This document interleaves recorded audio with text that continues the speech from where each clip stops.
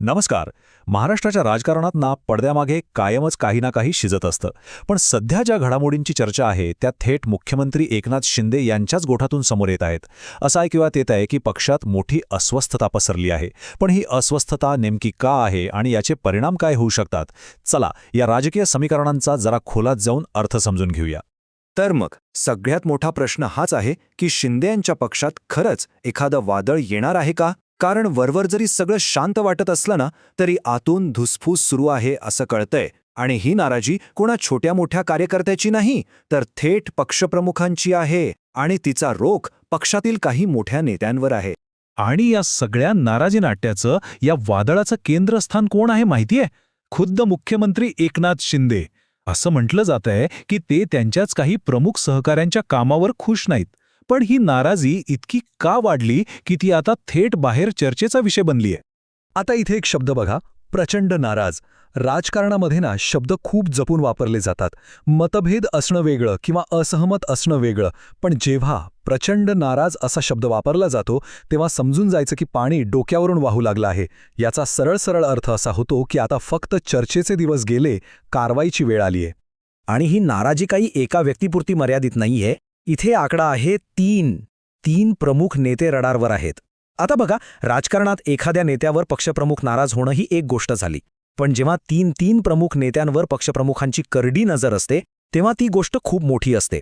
यावरून दिसते की हा काही किरकोळ वाद नाही, तर पक्षाची शिस्त आणि कामगिरी यावरच एक मोठा प्रश्नचिन्ह निर्माण झाला आहे.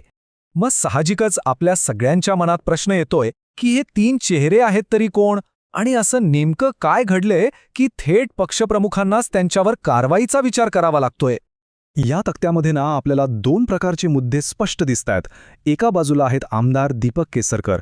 त्यांच्यावरचा आरोप हा जरा वैयक्तिक स्वरूपाचा आहे, म्हणजे एका वादग्रस्त व्यक्तीशी संबंध ठेवल्याचा. आणि दुसऱ्या बाजूला आहेत 2 मंत्री ज्यांच्यावरचा आरोप थेट त्यांच्या राजकीय कामगिरीशी संबंधित आहे, म्हणजेच आपापल्या जिल्ह्यात पक्षाची ताकद कमी केल्याचा. आणि हे दोन्ही मुद्दे पक्षासाठी खूप गंभीर आहेत. चला आता जरा या वादाच्या आणखी मुळाशी जाऊया.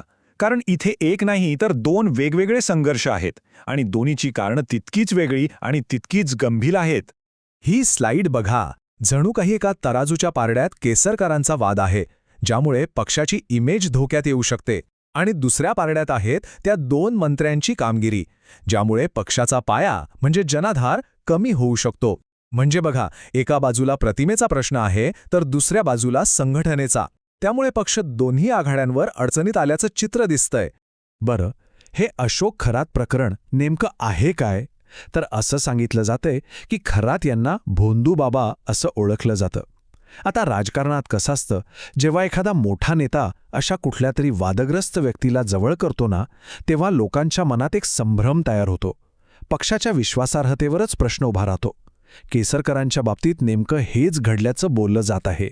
आणि हे वाक्य खूप महत्वाचं आहे. पक्षात प्रचंड नाराजीचा सूर आहे. म्हणजे काय, तर हा वाद आता फक्त शिंदे आणि केसरकर यांच्यापुरता राहिलेला नाहीये. पक्षातले इतर नेतेही आता उघडपणे आपली नाराजी व्यक्त करत आहेत. आणि जेव्हा पक्षात अशी उभी फूट पडायला लागते तेव्हा गटबाजी वाढते आणि पक्षाचं मोठं नुकसान होतं.